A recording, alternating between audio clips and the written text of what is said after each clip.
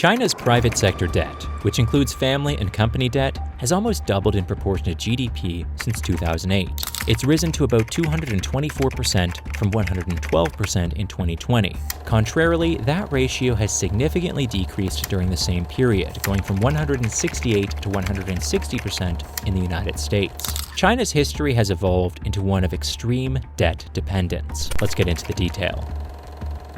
Because the government uses loans to finance the construction of homes, factories, and automobiles, debt stimulates economic growth. It follows that an economy quickly grows when private debt increases rapidly. The size of the economies would be much smaller than their current size if their people dealt and traded with cash. Loans have a significant contribution in trade dealings. However, the non-existence of loans also affects the economic size. Any effort at financial expansion would be challenging. Since Deng Xiaoping opened up the Chinese economy, responsive private debt growth has remained one of the crucial components of Chinese economic policy. As a result, China has ascended to the top of the economic food chain globally. However, a sustained period of rapid economic growth leaves many homes and structures empty. This section of the tale ought to be recognizable. Let's start with the story of how it all begins and where we are going forward. Growth in the private sector. It happened through history in the US, Japan, and many other places. In China, there are already enough vacant properties to lodge around 90+ million people, and it's been consistently happening in China for the last few years. Even if it's clear from a cursory inspection, the extent of overbuilding currently underway seems to produce so many riches that it inspires celebration rather than concern at every turn. This debt-fueled building generates money and jobs before it causes problems. Here we have some sectors most affected by the debt-fueled buildings. The sectors most affected are the construction sector, manufacturing of steel, the manufacturing sector of cement, the manufacturing sectors of many other materials, and the supply of sale of luxurious and precious items. Additionally, the economic data show positivity in the debt-fueled building system as the development and construction of homes are taught in the country's gross domestic product, GDP, except that they are not sold on the spot. Moreover, unfinished structures that have been abandoned and defacing the country's landscape are currently more typical in China. Thus, Evergrande is only a symptom of a larger issue in China's massive real estate market. It accounts for up to 30% of the nation's GDP and historically has been the main engine of the country's economic growth, but may now turn into the main inhibitor of that growth. Strategies of Chinese economic decision makers. China's economic decision makers have a choice between two possibilities: overbuilding and overcapacity, reaching previously unheard levels. They can first slow expansion and wait for demand to catch up. However, such a choice has political and economic repercussions, including slower development and fewer jobs.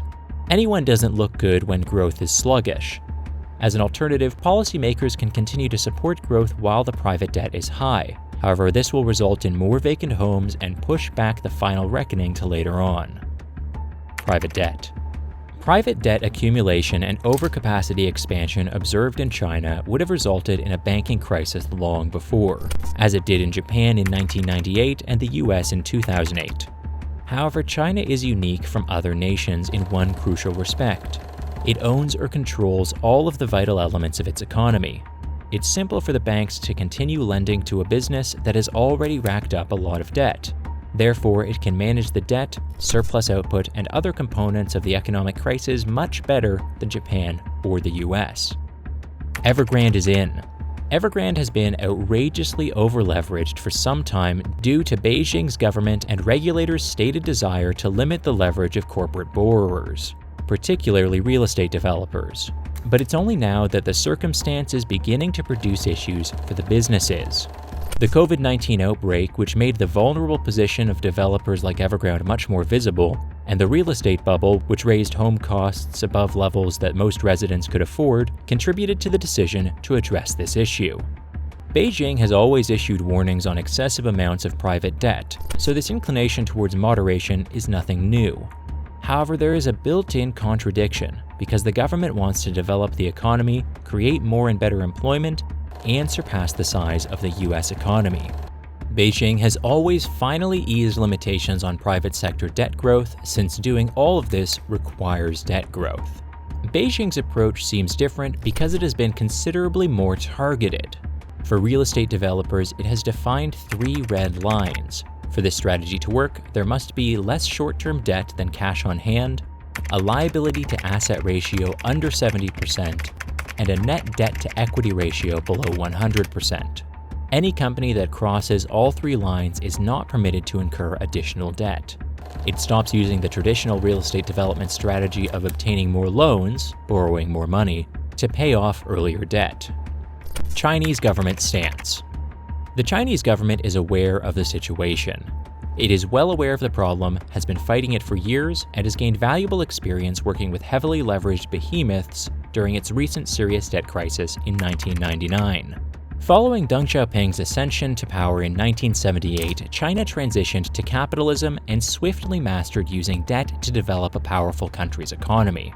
However, it was constructed rapidly, and the major catastrophe of it in 1999 came after the credit and currency crisis that plagued other Asian countries in 1997. Despite how painful it was to deal with this crisis, Beijing could find a solution by injecting new capital into its banks and ordering the 4th largest banks. It ordered to transmit bad debt to 4 asset management companies, specifically created to do this. It magically removed those banks' bad debt on very favorable terms. President Xi Jinping on the economy. President Xi Jinping is likely hoping for support based on Chinese nationalism and egalitarian beliefs. Additionally, it's a component of a broader campaign against severe wealth inequality, which so flagrantly contradicts the egalitarian goals of the Chinese Communist Party. Housing prices have recently increased to levels beyond the majority's means. Thus, Chairman Xi prioritized stabling the market under the adage. Therefore, it understands that Xi thinks that his bolstered power base will enable him to weather any Evergrande-related repercussions. He must think that the zeal and overt nationalism it has sparked will enable him to quell the potential storm. A banking crisis in China. A systematic crisis in China's banking industry is likely to occur unless the country's regulators badly mishandle the issue. However, China's big cities face a downturn in house sales. Because they are so important to the country's economy, China is likely to experience at least a temporary growth slowdown along with related job concerns. The local government will keep in view the significant implications, which they have supported their party by selling land to firms like Evergrande for many years. As a result of the revenue's impending sharp fall, they will find it challenging to grow their business or pay off their debt. China's GDP increased by more than 10% annually in the 2000s, but in the 2010s, growth slowed to a still impressive 7.7%. Several analysts currently anticipate future growth to be 4% or less. Effect on global economies. If that forecast comes true, China will look extremely different. Due to their rapid rates of debt accumulation, South Korea, Vietnam, and Australia may be negatively impacted by a sudden change in China's economy. Several non-Asian nations, including France and Germany, could also be harmed due to the same reason and export concentration, respectively. What we get till now is, there could be a gain. Beijing will now have more time to pay special attention to the industries it thinks will drive its future economic growth. It includes artificial intelligence, genetic engineering, superconducting, electric vehicles, 5G and 6G communication networks, virtual reality, and other allied industries. As a result of the Evergrande disaster, it might be simpler to make the challenging transition from what has been referred to as its build, build, build mentality to one that focuses on future industries. Thanks for watching. Like, share, comment, and subscribe for more knowledgeable content.